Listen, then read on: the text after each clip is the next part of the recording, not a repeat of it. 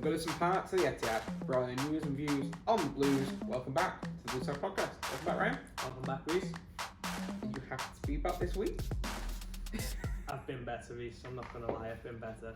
To be fair, I think that's for both of us. Yeah. I think we were both riding a high on the last week's episode, weren't we? And yeah, we predicted a win for both our teams, and then at the end joked, "Oh, I bet you will both lose." It wasn't as bad as that in the end for both of us, but it definitely could have been better for us.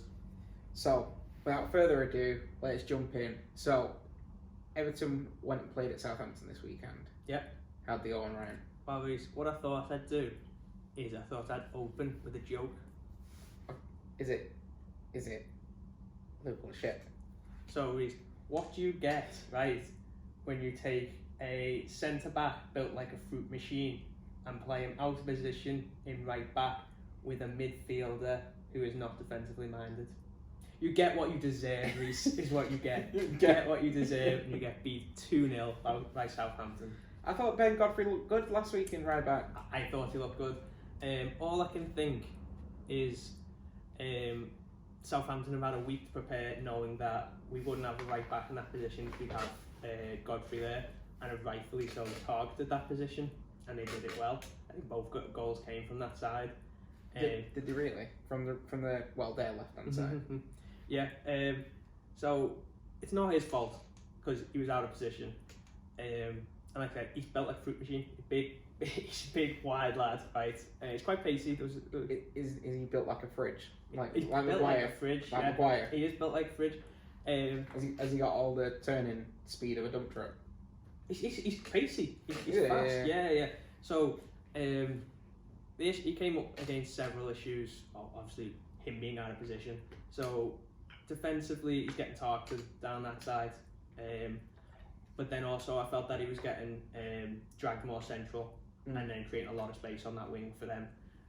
But then, what you get with Coleman is you get him going forward, you get him bombing forward. That's like his. That was always like his USP, wasn't it? Yeah. He was always like a bombing forward right back. So when United wanted him at one point. Yeah. So you get him bombing forward. He's whipping crosses in. He's I used to call this ball the triple square. The triple square? Right, so on FIFA, you used to bomb down the wing, press triple square, and you drill it across the 6-yard box.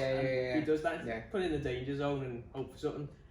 So Coleman's good at that. He's good at getting on the overlap. I think it's double square now, you know. Yeah, I don't know, I haven't played FIFA for years. just throwing that out. No, I think it's double square now. I'm pretty sure it used to be triple square. I think you need to update it. Yeah, definitely. Well, is it, or is it just right? Anyway, I think it might be right bumper and square now. Right. We're digressing again, but yeah. So you've got that aspect of his game going forward, and that's another aspect that you lost putting Godfrey there, centre back and right back. Although I say he's got pace going forward, there was a couple. He's still a centre back, isn't he? Yeah. Crossing. Like I say, he's big physically, and I think that prevents him from, knocking the ball past the player and then running on and shimmying past them. There was one point where it was almost quite embarrassing where he was trying to go on a run. And a few players crowded him, and then he went down on one knee because he'd lost the ball. It was a bit weird. I was a bit after the play had gone? That's how he lost the ball. It was just he was trying to do something, and then he fell over himself. Yeah, it was a bit strange. And then there was another one. It's like me trying to do a marathon at 5 sides, isn't it? And then there was another where he got played in. He was in space on the wing, and they played it to him. Yeah. And a perfect opportunity to just whip across him, maybe for Calvert-Lewin. And it didn't go across the box, it just went straight, high and over the goal and wide. And the commentator was like, well, he's a centre-back by trade, he's not usually asked for that. So that was a key issue for the game. Again, it's not his fault. I feel bad for the lad because it's his full debut and he's asked to play out of position, and we've been beat 2-0, and it looks like his fault. But going into the game, the lineup was similar to what I'd said in the last episode. I said I'd drop Gomez for Gylfi, and it happened, which I was very surprised about. Gylfi almost scored that 30-yard cracker. It was just outside the box, but that cracker he scores once every 10 games and keeps him in the squad. For 15-20 minutes, I thought he looked okay. So he got a lot of stick last season because there was a few videos. Oh, we're talking about Gylfi now. Yeah. So there's a few videos of Gylfi going around last season where he's on the pitch and he's in space and he's pointing at other players.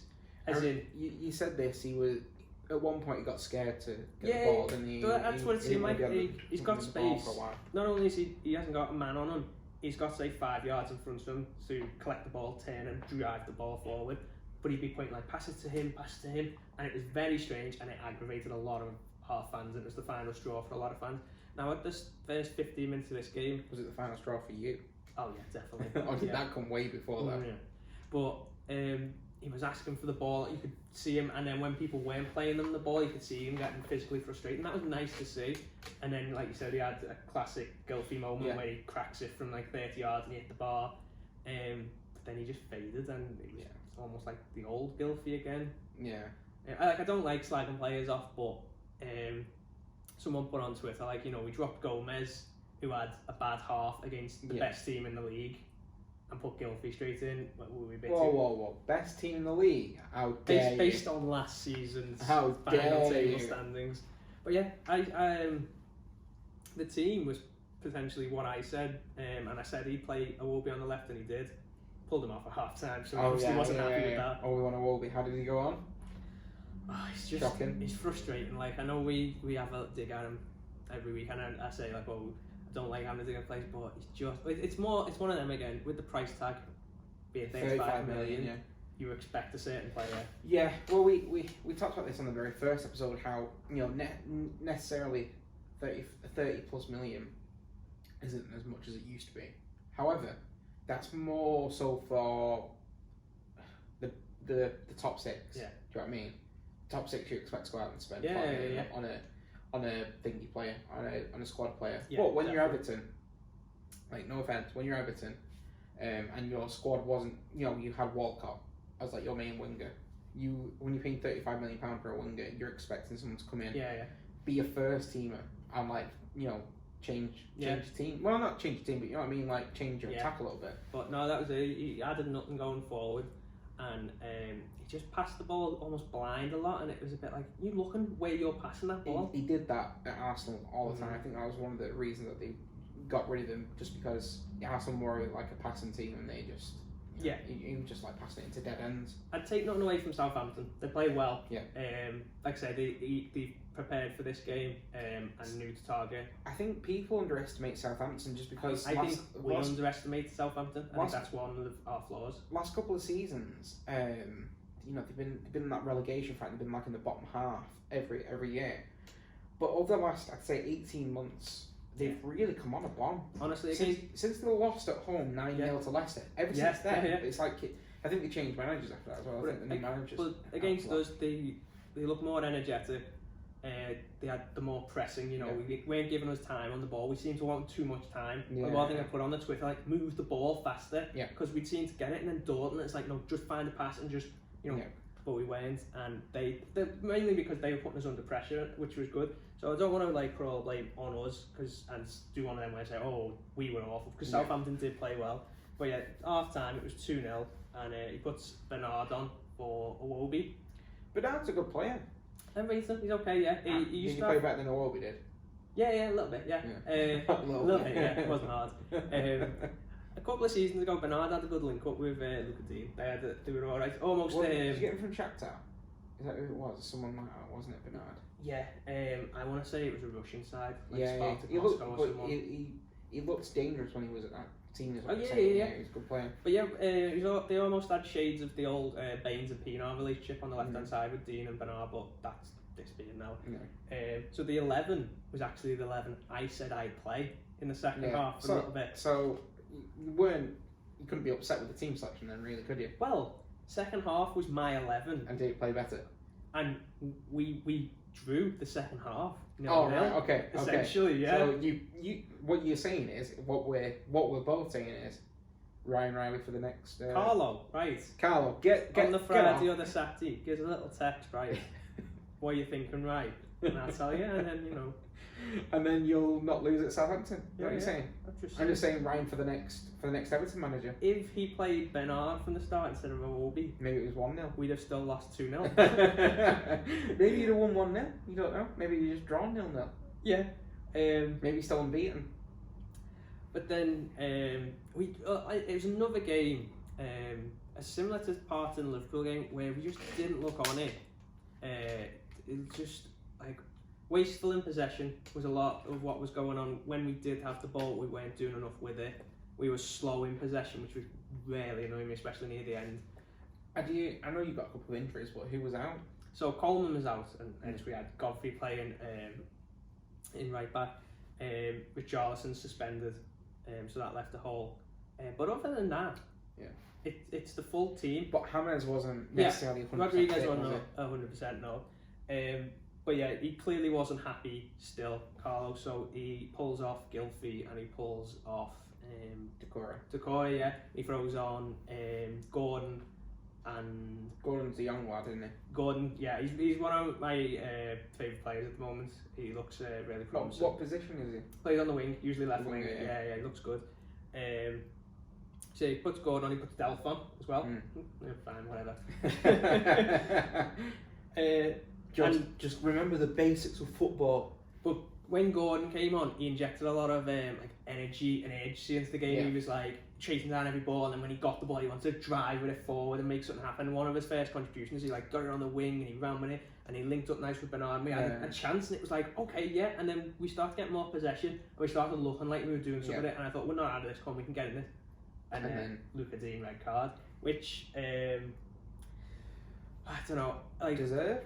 As soon as it happened, I'm jumping off the couch swearing like, what's that for? Because as soon as he goes straight red, I'm thinking, what? And I watch it again, and it looks bad because his studs ends up on the back of his car, and he seems to. It was more like his heel. Yeah, and just he seems to be stuck on it for a while, doesn't it? Because the challenge carries, and that looks quite bad. Now, watching it a few times, it does look more like I can't remember who he fouled, but their trailing leg and his leg going forward have just collided as he's trying to chase it down, and it's been an unfortunate tangle. But like I said, the way it looks at the time, and it's tackled from behind, it looks like he's got the studs in the back of his heel. Yeah. So we spoke about this off camera and off podcast, obviously. Yeah. And I said to you, and I still stand by it. From a neutral point of view, I don't think it was a red. Yeah. Because when you watch it in real time, and even when you watch it slowed down, Dean's obviously put his arm on the person to try and slow him down, and the ref's about to blow. So Dean's got his arms up to be like, oh no, I'm not fouling. Yeah. So players don't do that if they're about to just think, oh, I'm going to go down the back of them and take that. So it was just, I think it was just a case of the player in front of him had obviously started to slow down a bit because he thought he might be getting a foul or he was being dragged back, and Dean's still going at a stronger pace. And as his foot's come up, he's not. His foot's come up and he's gone down, and he's just caught the back of it. It's literally it's just standing on someone by accident. Dean was going for a classic yellow card foul where they're getting away from you, they're on the break, and you just pull them down. You take the yellow, but you've stopped that attack and they get a free kick. But they've tangled, and it looked bad, I'm guessing, live, and he's given a red. Now, we can report that we appealed it, and it's only a 1-game ban, which is great. Means he will miss the Newcastle game, but he's back for United. We've got United after that, so we really... And you got a young lad that you play at left back as well. Yeah. We'll talk about that when we look to the next game against Newcastle. But yeah, so once Dean goes off injured, all hope's gone out of the game really then. It's quite funny, even Gary Lineker said it wasn't a red card. He said, how can that be a red card? Football's stupid. Yeah. Guess who retweeted Luca Dean. Luca Dean. During the second half. In the changing rooms. Ryan. You're like, yeah, Gary, you tell. Retweeting and liking any tweet that says it shouldn't have been a red card. Do you reckon he went up to the ref afterwards and look, ref, everybody agrees with me. It shouldn't have been a red card. So yeah, what's just that? Like the tears come down. You know the meme where he's got a mask on, it's smiling, you see the team was like going up to it. Yeah, see, everyone agrees with me. So yeah, after that, the game was gone. You got 10 men. Delph sat in at left back. Did he not have a go at any more fans on Twitter and stuff? Up to now, Delph hasn't had another go at the fans, no, so maybe he's learning. Yeah, he's don't on attack your fan fan base. 80 to 100 grand a week, and he's like, he'll go and have a go at little Joe from Everton. So, other than the issues I've discussed about Godfrey playing out of position and that causing a lot of issues down that side, you got we just look wasteful in possession, and then Luca Dean red card. Southampton deserved the 2-0. The other thing that I would say, going back to this Luca Dean thing is, and it's something that you said was on Twitter and stuff, and Carlo Ancelotti mentioned it as well. I feel like it's true, where officials were ready to give Everton a red card this weekend, weren't they? After the whole Pickford incident. It feels like they should. It's been in the media non-stop that should have punished Pickford for that. They haven't. So yeah, someone said So they're just going to punish someone else. Yeah, someone breathes too hard on a Southampton player. Red card. I wouldn't be surprised if the ref took his top off on it at Liverpool on it or something. Another thing I wanted to bring up was what looked like another issue was going forward. I think Southampton have rightly prepared for defending against Calvert-Lewin. Obviously he's in form, he's looking great. And the way we were doing it was putting a lot of crosses in the box. Yeah. And they were rightfully stopping us putting crosses in the box, and they had two big centre halves that were just stopping up the headers. Not only that, you lost one of your main people who will cross it. But this is the issue, is we then look like we can have a plan B going forward. Yeah. When we were still trying to get into it, throwing crosses in the box and they're just getting headed away, and there's no one on the bench to bring in and offer a different style of attack and play. Now usually you didn't have big Moise Keane. You let Moise Keane go, and we didn't bring another one in, and it's like, is that going to affect us? Because you've got Richarlison suspended now.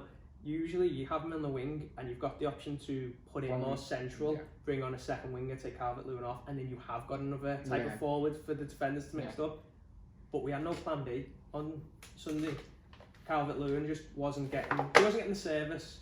And they prepared, he's good in the air, so they were prepared for that. Yeah, I mean, as good as Calvert-Lewin is, I suppose at the minute a lot of his, you can read how the game's going to go, and especially like I said, when you've lost one of your main attacking outlets. So in Coleman, they knew cut off the service to Calvert-Lewin, especially in the form of pumping probably crosses after his first cross as well. They go, I like Godfrey cross, it's fine. yeah, we're just gonna get a goal kick. You keep going, lad. You keep going. So they probably knew. We prevent the service in the form of crosses. He's good in the air. Put up two good tall centre backs against them, and he's not getting anything. And we had nothing in reply. How I mentioned it earlier about how he wasn't 100% fit. Did James look a bit? Yeah, towards like the last 10 minutes, he looked like he was grabbing his leg. But it was like, we've made 3 subs, mate. We've had a man sent off. Just be on the pitch and make a nuisance. I was saying, I was actually saying this. It's like, just make a nuisance yourself. Just walk around. Yeah. And because at least if he stood somewhere, one of their defenders has got to mark him. You know what I mean? You're pulling him into the game. So I won't jump into it just yet. But when we look ahead to the next game, it now means we've got no Luca Dean, no Richarlison, because they're both out with suspension. There's potentially still no Coleman because he might be injured. Potentially no Rodriguez. Still waiting on an update for that. I think he might be fine. He might have a knock, so he might not play the full match. Yeah. I wouldn't be surprised if Gomez comes in from Guildford keeps his place. But yeah, the only good thing to come out of the game positive is it didn't even come out on the Sunday. Was that his ban being reduced to 1. So we've got Luca Dean for United, but. Yeah, it was just one of them. It was a bad day at the office. Probably don't need Luca Dean for United, to be honest. Yeah, I think it was just a bad day at the office, and we shouldn't get too down on it because still top of the league. It's still top of the league. It's the first loss we've won. I think the first 7 games of the season. Yeah. We're used to losing the first or second game of the season. Including goal and stuff. Sorry, so I think we should still be happy with the start of the season. It's been great. Yeah. We were missing key players. We had a player playing out of position, so I wouldn't get too down on it. I think the way I'd look at it is that the bigger teams, the usual top 6 have all dropped points this season. Yeah. Oh, well, exactly. Yeah. So it's just going to be a test to see how we get on against Newcastle. I think it's how you bounce back. Exactly. Yeah. What you don't want is that confidence going. Yeah. You ride that wave of. We've won every match. We're not going to lose, and they get that mentality, and then they get beat, and it's just like, oh no. And the thing is, a team going to watch Southampton now and go, that's how we sell. Yeah, exactly. Have we been found out too early? Yeah. Because when you're hoping you got about 15 games. When Leicester won the league, it took till after Christmas at least. Till they were like, these hitters on the counter, they got Vardy who's full of pace. Yeah. But by then it took a while before that, and then the season after, everybody found them out. Yeah, exactly. But come on, Everton, 6 games in, don't be found out that early. Have a plan B. So yeah, that's pretty much all I've got to say about that game. I was down on the day when it happened. But you would be every time your team loses, regardless of how. We've had a great start. and I'm looking forward to the next game, and we'll preview in a second. So I still think you've got a lot to look forward to in the season. oh, 100%. I still think it's probably the most exciting season you're going to have. Well, you've had for a while. Yeah, I wouldn't disagree. So we're gonna move on to City's game. Yeah, I can't even remember what I predicted. West Ham, like 3-1. I said 5-2. You said, I think you said 3-1. Yeah. No, you said 3-0. Did I? Yeah, and I said I couldn't see you not conceding. I said 5-2. Yeah, that did not So, go to plan. David Moyes masterclass. Oh, Fuck David Moyes. This is the thing, right? The fact that they drew with us and it's classed as a masterclass says a lot about David Moyes. Classic David Moyes at Everton. Classic David Moyes. Taking points from a top 6. That's like a win under David Moyes. Couldn't do it at United. That's a trophy, that? No, couldn't do it at United. Broke all the records at United.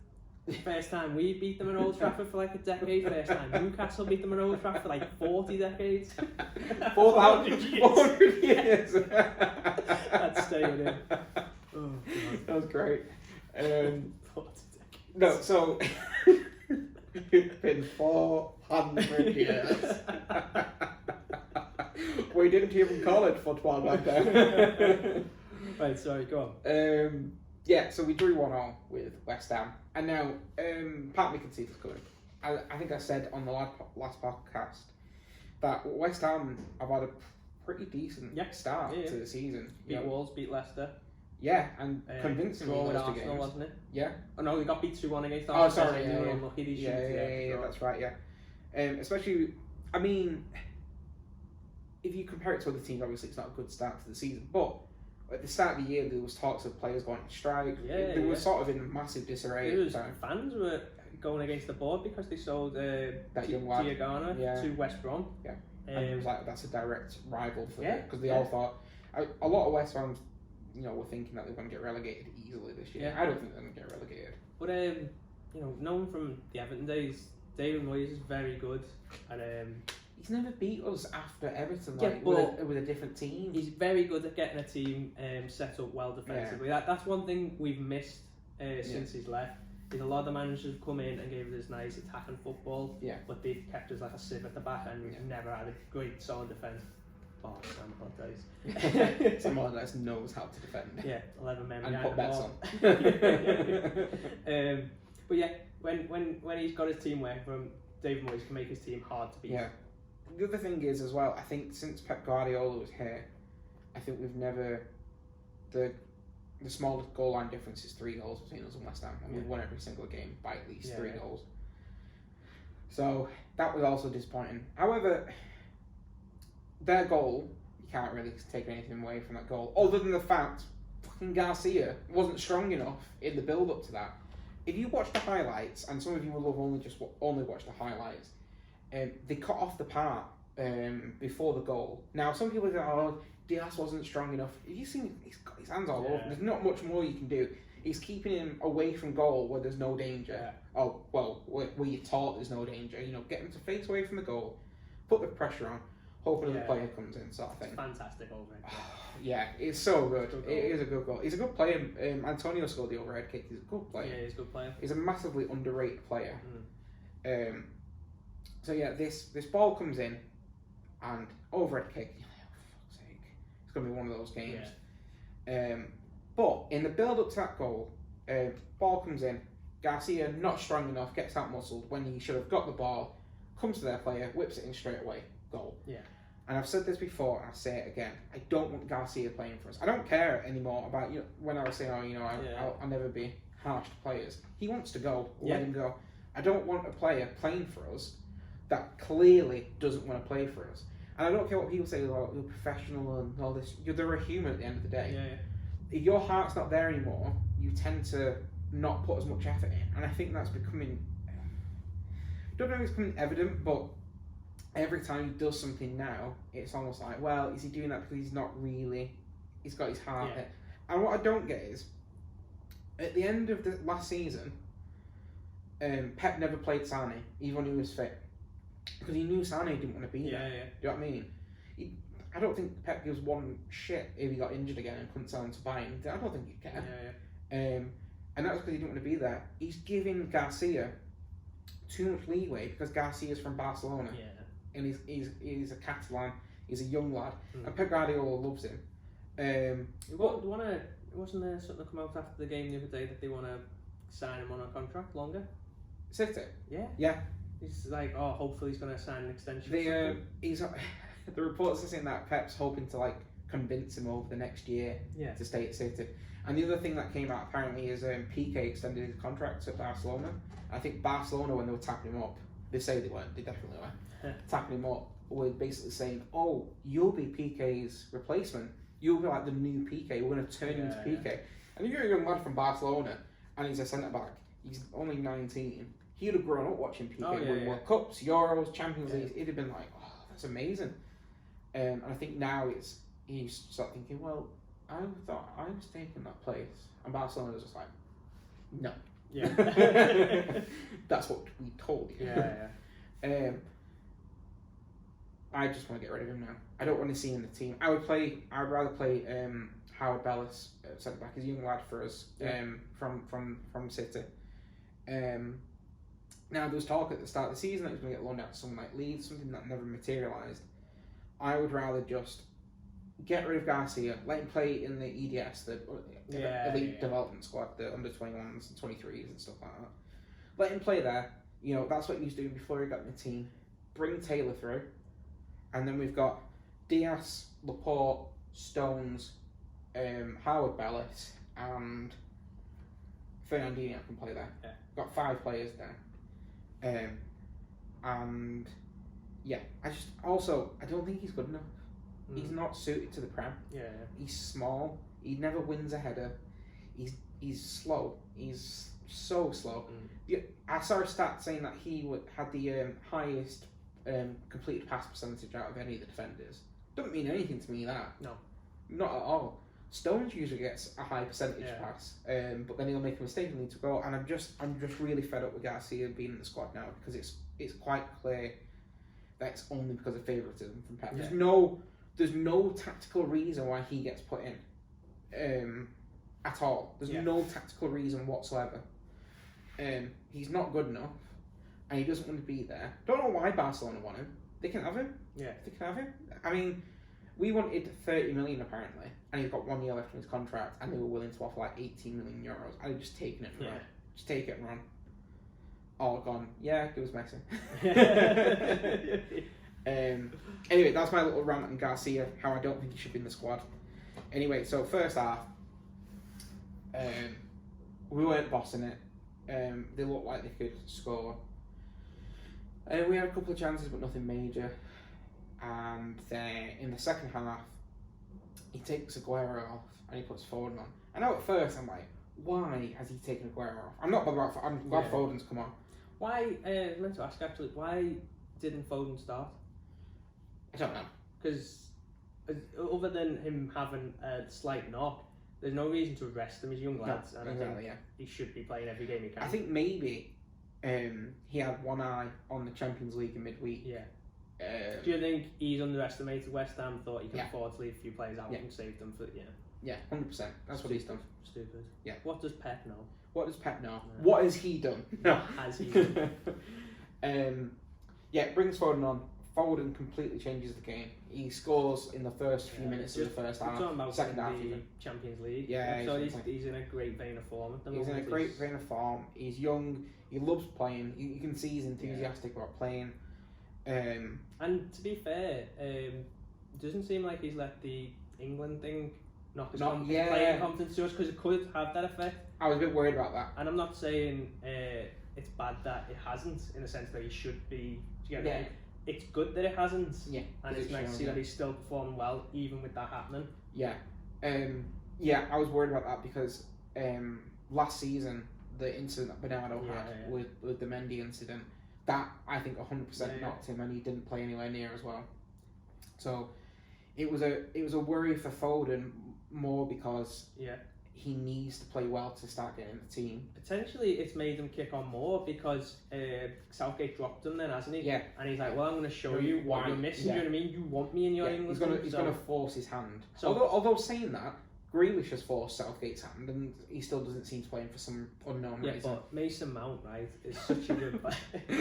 Oh, why does he love Mount? I know we're digressing, but why does he love Mount so much? Strange. Is he like banging Mount's mum or something? is his mum just like, listen, Gareth, if you want that blowy, you're going to start him again? He's like, yeah, no problem.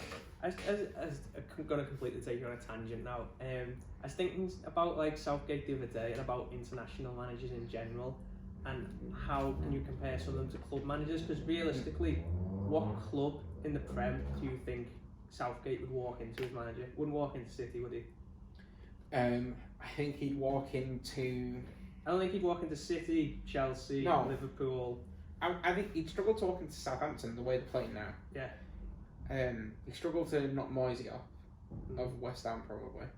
He won't get into Wolves. He won't get into Leicester. He won't get into United. Maybe he'd get into United because of Ollie, but that's just a special because he's up there. Because he's on his way out. Won't get into Spurs. Won't get into Everton. You'd put him more like a West Brom manager, maybe. Yeah, you get into West Brom. Maybe Crystal Palace were like, we want some new blood. Yeah. And bringing in over. Yeah. I'm not talking in a situation. Why custom? I'm not talking in a situation where like he replaces that manager. Say that manager's left for some reason. Yeah. And they've got a vacant manager. Who does he get into? Probably anybody from 12 down. Yeah. From 12 position down. Not current 12 position. I mean like at the end of the season when you got the full table clubs that are in your bottom half. It's just something I was thinking about the other day. It's quite strange because he's England manager, and realistically, you've got the best players from England in the team, but you don't have the best English manager. Put it this way, if he managed a team in the Premier League, there probably wouldn't be a player from that team that gets in the England squad. That's what I think. Yeah, that's a 100% good point. Completely off topic, but something I wanted to discuss, and this is the podcast. Yeah. Not just City and Everton, but general. When you think about it, in terms of international management, there's very few amazing managers. Well, do you know what made me think of it originally? Is are these coming after me? They come up on podcast. Oh, razor, guys. See you next week. Yeah. Maybe if you haven't found our next hideout. We're recording this in Manchester, by the way. I get loads of stick for being from Liverpool. Sirens non-stop in Manchester. Yeah, because looking you're for everyone. No, the reason I thought about it was Ronald Koeman is having a tough time at Barcelona. Oh, the amazing manager that is Ronald Koeman. Well, this is it. I was like, I could have told you that from Everton. You know what I mean? Like, do you know who he used to play at right wing back? Go on. Calvert-Lewin. Calvert-Lewin? He used to play Dominic Calvert-Lewin. The number 9? Yes. Who is like... Not fast. On fire. And 6'2" banging goals in. Yeah. He used to play him at right wing back for Everton. What a fool. Yeah. So Everton fans are not surprised. But then a lot of people... Yeah, I still don't understand why Barcelona got him. It's only because he used to play for him. Yeah. And then I think, he was the Netherlands manager. But then that's when I started thinking, it's a completely different thing, managing national teams. Because Roberto Martinez is Belgian manager and he failed at us. And then that's when I got on to Southgate's England manager and he wouldn't manage a top side. Well, think of it from different perspectives. Any managers for national teams that were considered good, when they went and managed a team, didn't go so well. No. Scolari, he was seen as one of the best managers in the world when he was at Brazil. Went to Chelsea, didn't last a year. I think that's right. I know. Another one is I just had it. Who was it? Oh, that was it. Van Gaal. Louis Van Gaal did great. Great with the Netherlands. Everybody thought he was a great manager. He played some good football. To be fair, and then he went to United and failed. He managed Ajax in I want to say late 90s, early 2000s, and he did well with them. Yeah, that's okay. But this was he went from Netherlands and he was considered a great manager. Yeah, straight to United. United's a poison chalice these days, though. That's true. They've had great managers. If you say Louis Van Gaal, it was a good manager. You've had him, you've had Mourinho. Yeah. Here's another Moyes. one.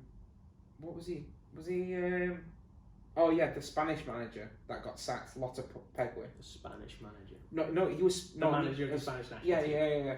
Do you remember just before the last World Cup, it came out he was going to manage Real Madrid, and then he sacked him 2 days before for some reason. Yeah. Do you remember that?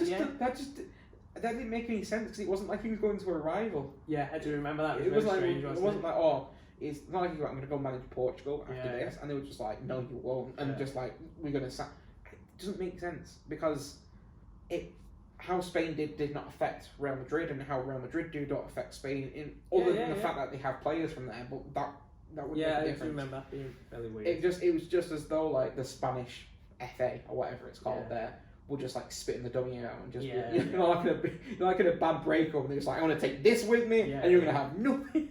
It felt like that. But then he went to Madrid. I think he lasted 6 months. But he was really good as a Spanish manager. You know, I think when he was managing them, they were one of the favourites to win the World Cup that year, and then obviously got sacked. And I don't know how Spain did it, but not great. So I think the other thing is with international managers is it's much more difficult, because they don't have necessarily the same group of players and they definitely don't have them all year round. No. So, you know, when you go from, you know, when you have an international break, you then have to take players that are used to playing so many different systems and then tell them, no, we're going to play this system. And I think that translates to Southgate, because he doesn't know how to use Alexander-Arnold. Because he doesn't know what to do. And Alexander-Arnold has not had any outstanding performance for England, but he has it every week for Liverpool. He doesn't know how to play Sancho. He's got so many players, and he just doesn't know what to do. He doesn't know where to put them, and he ends up with this like shitty back three, and then wing backs, and then like the wingers suffer and the wing backs suffer, and then there's no like dynamism in the midfield, and he just like and it collapses around you. I think that's why a lot of international managers may struggle at teams. No, that's a good point. Because at least with international duty, everyone's in the same boat. So you're a little bit better at managing. That's going to translate on the pitch. But if you go from that environment to another environment where you've got them all year round, and then there's managers that only manage clubs, they're going to be well ahead of you in terms of managerial experience, really. Roy Hodgson failed at Liverpool, went straight to England, failed at England, went to Palace, doing okay. He's doing okay. Palace. But yeah, it swings and roundabouts with international duty, isn't it? I don't think I'd like to be an international manager. I think I'd like to be England manager. I think to manage your own country. Yeah, I think the problem is that, especially for us, the England manager gets the most stick out of any manager in the entire country. Like, if you lose a game, you are like enemy number one, aren't you? We digress a little bit. It's been a massive tangent. I was worried about it when I asked the question, but I didn't want to discuss it. I can't even remember what we're up to. Foden comes on, changes the game. 1-1. And this is only like 5-10 minutes into the second half. And I'm like, we're going to come back from here. I don't really have much more to report. That was about it. There wasn't anything spectacular.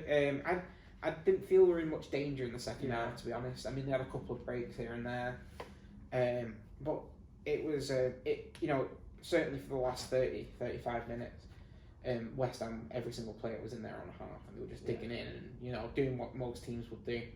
That's what worried me when we went 1-0 down. I was like, we could lose 1-0 because they're going to play 11 players behind the ball for the rest of the match.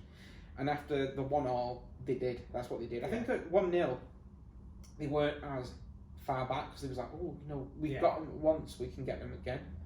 And then when it got to 1-1, they were just like, we need to protect this now. And that's what happened.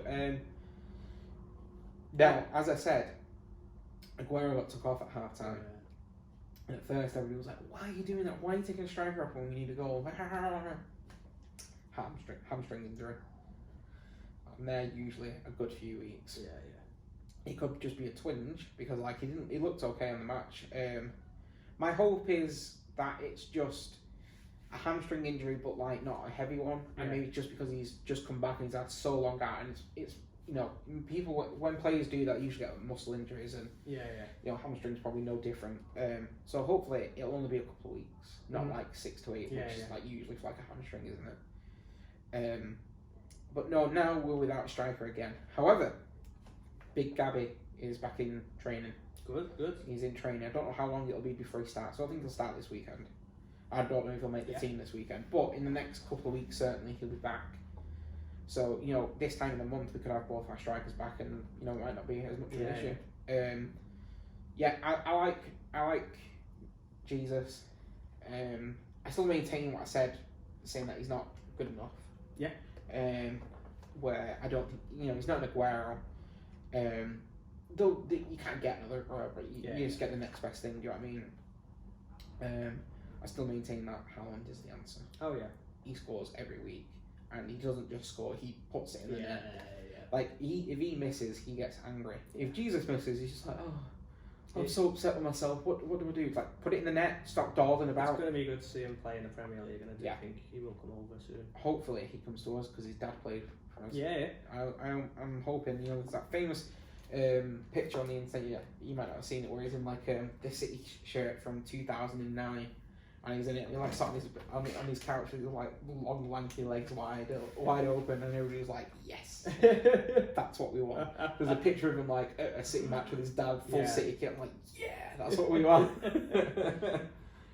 Hopefully, though, Roy Keane's son doesn't just come out of nowhere. I don't know if Roy Keane has a son. We discussed this. More likely, Roy Keane. Yeah, he just got for one match and one match only.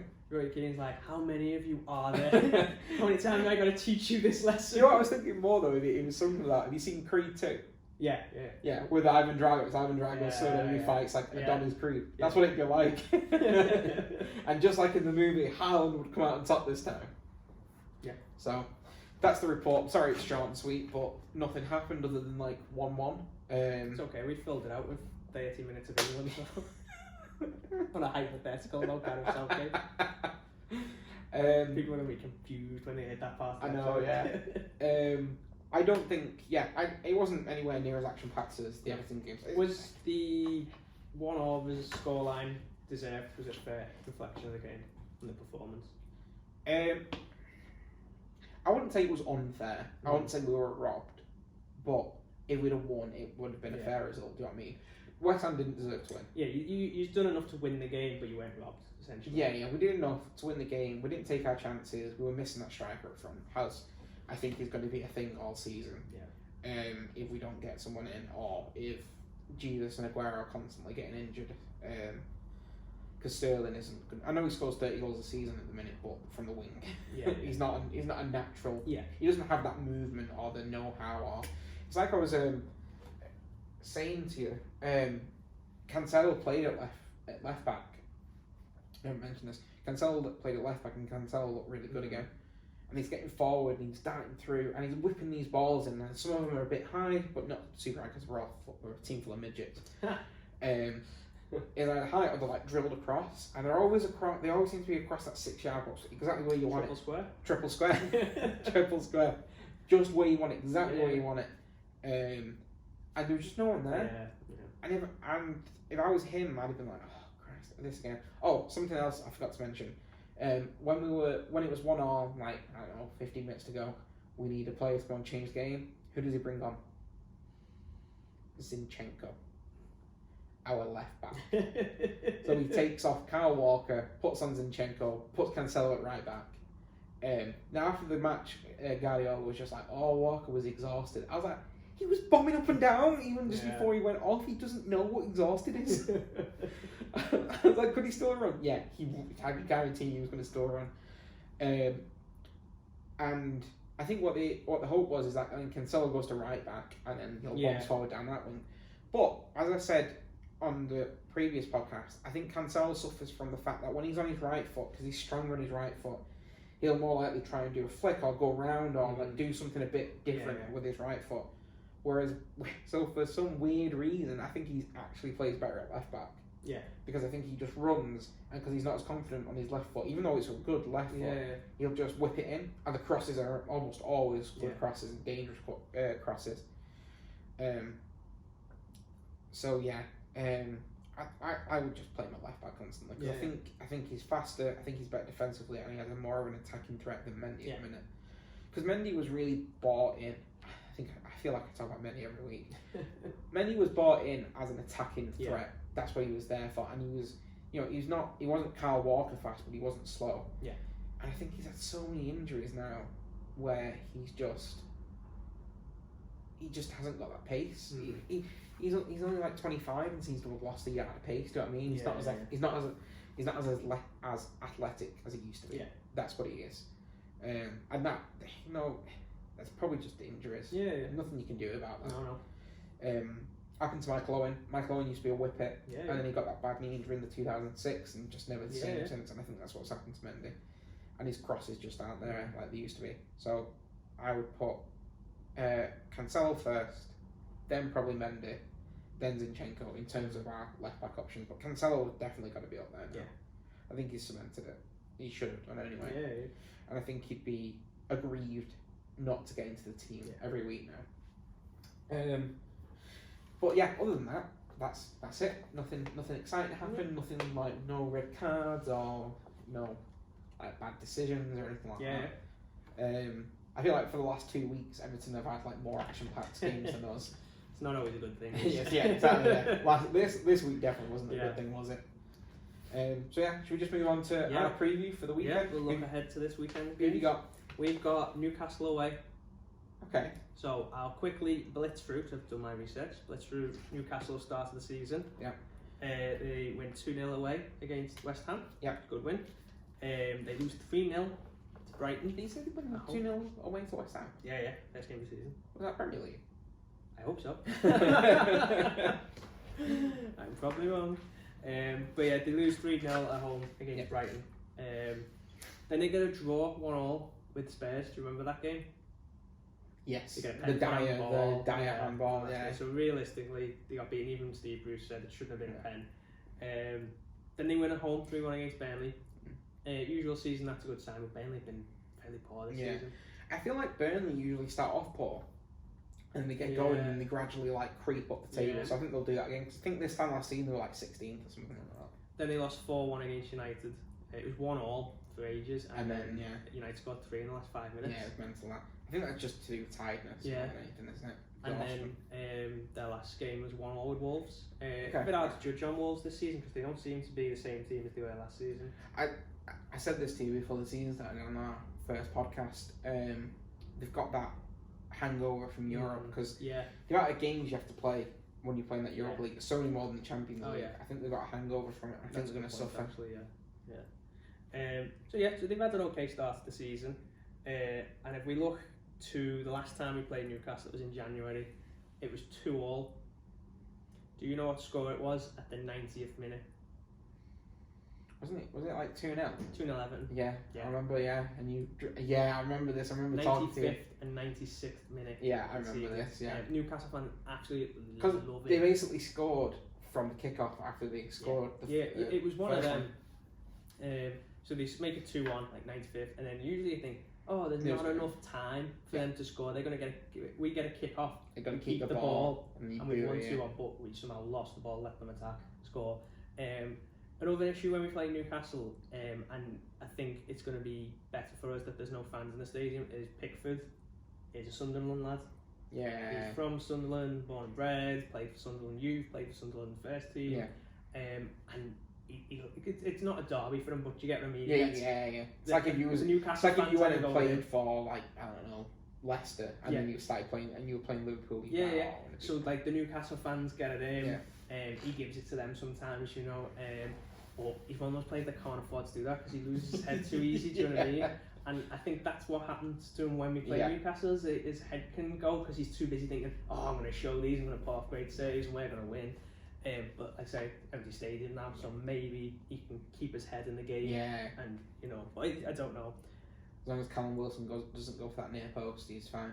Yeah, but I think going into this game, it's more on us and what we can do on the current predicament with the squad. So quick injury update for all the listeners. So Holgate's back in training. I saw that the other day. Which is great news. He was fantastic last season. He was like a revelation at centre back. He can play, might be wrong, but I'm pretty sure he can play right back. We don't want him right back, but at current situation, he's not going to be match fit. Better than Godfrey right now. Definitely. Then we've got Branthwaite. He's back in training. They don't think he's going to be ready till same with Holgate. They think Holgate, Branthwaite, and even Coleman might not be fit till mid-November. Now, when the press conference comes out after this podcast and they say Coleman's fit, I'm going to look a mug. But at this point, we think they're all doubts. Now, John Joe Kenny is a right back who's at Schalke last season. It's classic Everton. He was great at Schalke last season. And he had rave reviews. comes back to He Everton, doesn't do anything. gets injured. What was he called? The one Luckman was a bit like that, weren't he? Oh yeah, at Leipzig, yeah. Yeah. But so yeah, he scored Gets for Fulham on the weekend or the weekend before. Who? Lookman. Oh, is he in Fulham now? Yeah, I on didn't loan realise. at Fulham. Yeah, he Oh, scored. on loan still. Yeah, He's still not cut the card. And I'm going to digress again with what we do on this podcast. That's what people listen to you for, right? Post-match interview with him. Yeah. He said, "Oh, that type of goal, you type of player that got that type of goal in your locker, blah blah blah." I think he like took on a few men and drove in it, and he was like, "Yeah, I can score goals like that. I can score lots of different types of goals." And just weird, this like post-match interview and response. He's like, I can score loads of different types of goals. And it's like goals from the left. You need goals some right. media training, because that was poor. I can kick them in. Yeah. I can head them in. Loads of different types of goals. So yeah. Loads. So yeah, no, Kenny has a good season. Shell comes back, gets injured at the exact same time Coleman gets injured. Classic Evan. Yeah. But he was back in training last week. Okay. He wasn't going to be in contention for Southampton, but I'd hope that he's now match fit. Yeah. And that's to get a fullback in a fullback position. Yeah. It's going to be good. Another injury. John Philippe Garman. The watch guy. The watch guy. So we signed him. Who's John? Is it John or is it Jean? Jean-Philippe. Jean-Philippe Garman. A very pretentious first two names, and then there's Garmin. So we signed him last summer under Marco Silva, and he was supposed to be this he loved to tackle. I remember you talking about him. Yeah. What we needed to add some bite to the Everton midfield. And then he got injured, didn't he? He got injured like 2 games in, and he got injured, I think, before Gomez, and Gomez got injured after him and then came back. And when Son just split Gomez in half. It's been a running joke whenever Everton tweet about like injury updates on other players. Everyone's like, "Where's Garman? Like, what have you done with him? Where is he?" Is he only just coming back? He's just coming back. How long's that been? Over a year. Yeah, I'd say it must be close to a year. He's not even back in club training. He's at an individual training base at the moment, doing like strength training. I think it was on his knee. What happened? I can't even remember. It's been that long. Did he do his ACL or something on his knee? I'd have to double check. Is this how long Van Dijk that can be out? long? It's been a long time, but yeah, he's individual training. I've seen there's some videos going out, and it looks like he's back. It's good. It's a shame for him because obviously we've got players in that can do that job. We've got Alan, so now he's dropped the pecking order. Essentially, last season he had a chance to jump straight into the team. You say that, but James might be out. It's not going to be back this weekend. But what I mean is, once he's fit, I think he's going to be up for contention around the time the FA Cup's due to start. So I think they might throw him in FA Cup 3rd round, and it'd be nice to see what he can do. So yeah, I think that was just my injury update. Speaking of injury updates, go on. There's something you said on the first podcast, wasn't there, about an ex-Fulham and Middlesbrough goalkeeper, Mark Schwarzer. What exactly did he say? Mark Schwarzer said, Everton are 3 injuries away from being crap. Well, I think his exact words were become a mediocre again. Yeah. And what did you say in response? I told him to go and fuck himself because we had a few injuries against Brighton and we won 4-2. But we had a few injuries against Southampton and lost. Have you got anything you want to say to Mark Schwarzer, who might be watching? He's definitely watching, Mark Schwarzer. Not sorry. Try that one more time. I'm not sorry, Mark. Get you on. Okay, what was Mark Schwarzer proven right? Not yet.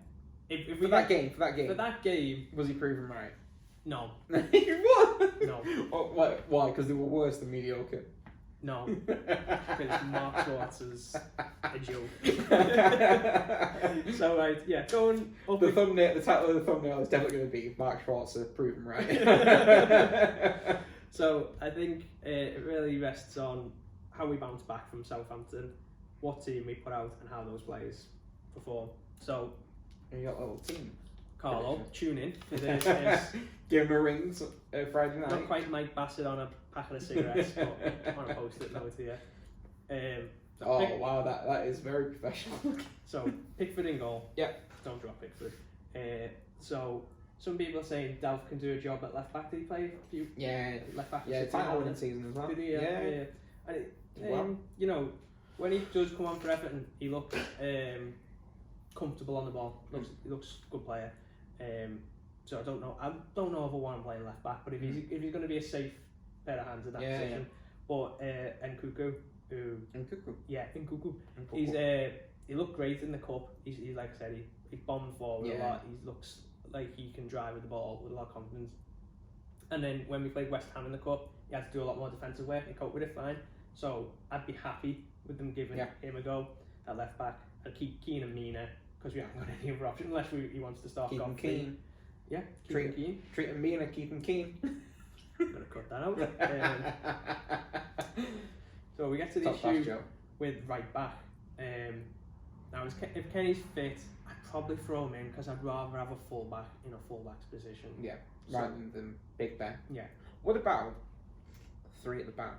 And then wing backs. Yes. Iwobi could play as a wing back, and then you've got floated this. You could have Godfrey, Mina, Keane, and then wing backs. I'd be up to that. Yeah. But not on my 11 currently. Because Iwobi might be better defensively than he is going forward. I actually read an article and it went through some of the stats, and he did do some good defensive work in the first half against Southampton. Yeah, he won wing back and stuff. Perfect. All is forgiven, Gomez. Please come back. He'll be you back on the bench. So. Oh, you kicked Gilfy out? Yeah, I've got Gomez. Is this on the idea that Hammers is fit though? Yes. Yeah. Then I'd play Gordon. I'd start Gordon. Like I said, he played with a lot of energy. Injected a lot of energy. He's hungry to play. Play him. Yeah. Don't put a Wobie on. Yeah. Play Gordon. Maybe I'd understand if he plays Bernard. Yeah. But just give Gordon a go. And he's linked up well in the cup with Nkuku down that left hand side. Just 2 young lads. Yeah. Given a chance. Like, I'm gonna have egg on my face when Newcastle beat us 4-2 and they're thought to go. But I'd like to see. You didn't have egg on your face this week. The team that you wanted drew 0-0. Yeah. It's just a shame the original team lost 2-0. So if James is fit and fine, keep him in, keep him on the right, and Calvert-Lewin playing lone striker. I think that team's okay. And the main issue is Rodriguez he doesn't do a lot of defensive work. He does get back, but he's the type of player where because he's that good going forward, you can afford him to lose the ball up there and not have to bomb back and help with the defensive work. You got 9 other right field players that can do that. But if you've got a weak right back, you need some defensive cover on the wing. So another potential formation could be like a 4-2-3-1. Yeah. Where I'd play maybe Alan Decore as defensive midfielders. I'd move Hammers central to a number 10 position. Like when you got the 2 just behind the striker, so Hammers and who? Well, I'd have Gilfy. I'd have 3 behind the striker. So I'd have Gordon. 4-2. Sorry, 4-2-3-1. So I'd have Gordon, Hammers playing number 10. And if I don't know where I'd have right wing, I'd want someone on the right. That's it. I'd need someone on the right who can do the defensive work. Realistically, maybe I'd have had Walcott there. Is he still fit? Is he available? He's on loan at Southampton. God, I forget this every time. Yeah. Did he play against you the weekend? Or is he not allowed to? I don't think he's allowed to. Because some people insert in the loans. I think he wasn't allowed to. But like Barcelona should have inserted into Coutinho's last year. Yeah. When he came on and just wrecked him. So I'd be tempted to do that. But that's it. Until I see what 11 he's put out at I think it's 2 o'clock kick off again at 1 o'clock on Sunday. I don't know how to feel about the game really. I haven't got a lot of confidence going in, just based on the absences from the squad. If I had to make a score prediction, I'm gonna go 2-2. 2-2? Would you be happy with 2-2? As like a bounce back game? Yeah, based on the potential weak squad we're gonna put on. A point at Newcastle away, I'd take it. Given the start of the season, it seems like we should be beating Newcastle. Yeah. But like I say, it's a bit hit and miss sometimes with someone like Newcastle. You're missing Luca Dean, you're missing Coleman, you're missing a lot of key Charles, players, a lot of key players. Rodriguez and that. The great Theo Walcott's at Southampton. Yeah, so Moise Keane's at PSG. He scored 2 for PSG on the weekend. He's showing you what you're missing. So yeah. Hopefully. So you're going with 2-2? 2-2 is my score prediction. What's your score prediction? Everton edge it 2-1. That's what I think will happen. I think I can see you going 1-0 up, early doors, maybe a big McKean header from a corner, or Mina. Yeah. I think Mina might get on the action actually. Yeah. Because Calvert-Lewin won't score because I've got him in my fantasy team. And then I think Wilson will equalise, and I think Newcastle put the pressure on a bit, and then I think you'll get them on the break. Maybe Calvert-Lewin scores, maybe James scores, like a nice rocket from outside the box. I think you'll edge it. This is where we're both wrong. You get beat 3-0 by Newcastle. My face would turn. I think you'll bounce back. I think Ancelotti's got enough experience to, and there's enough players in there that have got experience, like the Rodriguez has got, Decore, Allen, where they can sort of tell the rest of the squad, maybe some of the more inexperienced players. Even if the players are experienced, they're inexperienced in terms of this winning mentality. Just being like, it's okay, one game, it's just one game. We've let it go. We got unlucky with the Dean red card. We got unlucky. We got injuries. We got this. On to the next game. Just play like you have been playing. I think this would be an important game for Calvert-Lewin to score, so he doesn't lose that sort of. Definitely. Because what you don't want is, remember at the start of last season when Tammy Abraham was banging him in, and then he didn't score for ages, did he? That's what you don't want. Yeah. Well, I think you will win. I think we need it because the next game after that's United. And I think we need to go into that game with a lot of confidence. We'll have Luke Dean back for that game, and we might even have Coleman back for that game. But I think you need momentum. Yeah, 100%. You need confidence. So we do need to win this even game. if United aren't firing on all cylinders, they're still arguably a top 4 team. They've got Bruno Fernandes, Rashford, Martial. Yeah. Well, he missed one last week, didn't he? He missed one, and then he missed one in Champions League. They let him take it again. Yeah, and then I'll take that again, mate. Oh no, it's fine. Keep him moved off his line. Yeah. Yeah. So 2-1, 2-2, City. Yeah, City. Who are they taking on? The mighty Blades. Okay. That was Blades. Yeah, they're having a poor start to the season. Season season very syndrome. poor start to the season. Blades got 1 point. Yeah.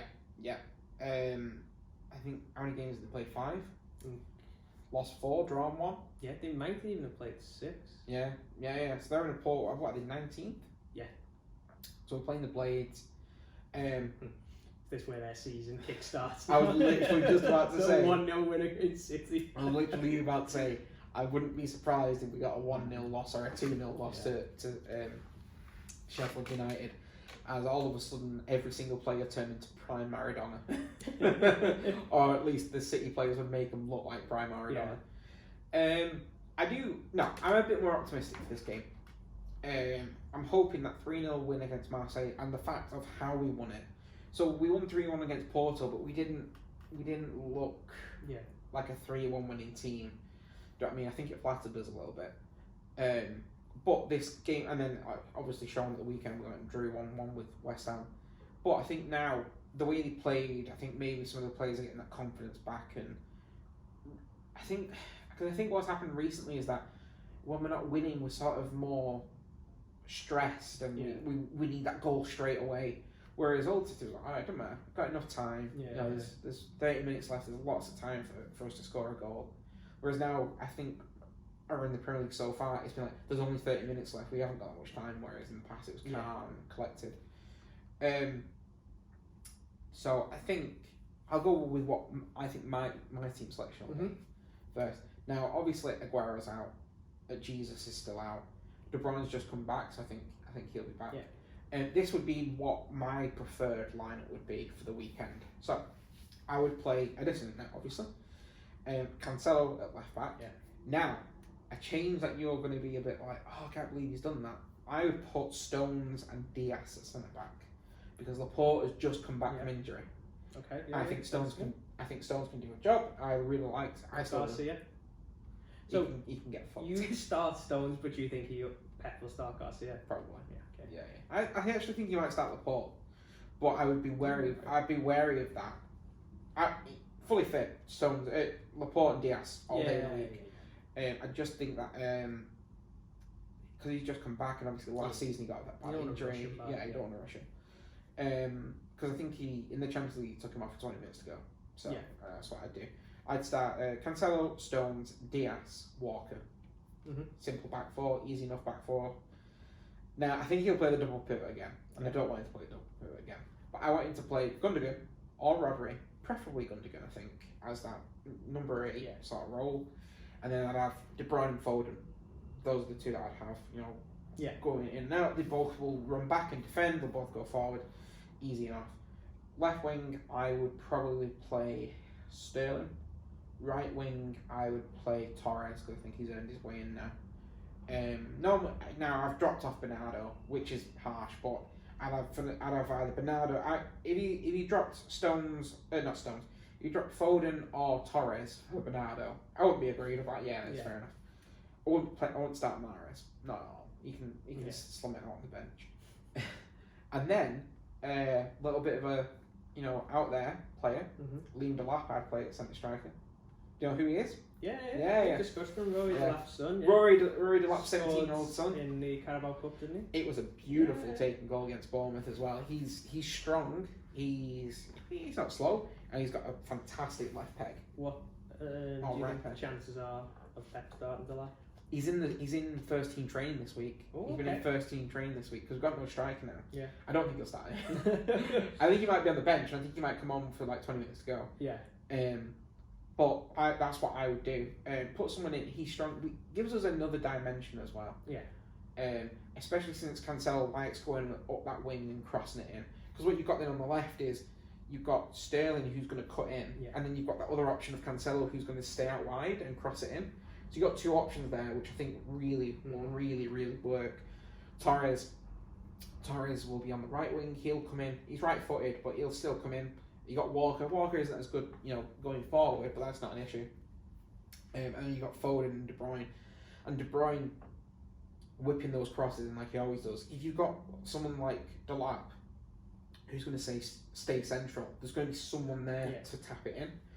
Because I think the issue is when you have three players up front who are more fluid, it can work in some ways. So you've got what I think he'll do is I think he'll put Sterling probably on the left.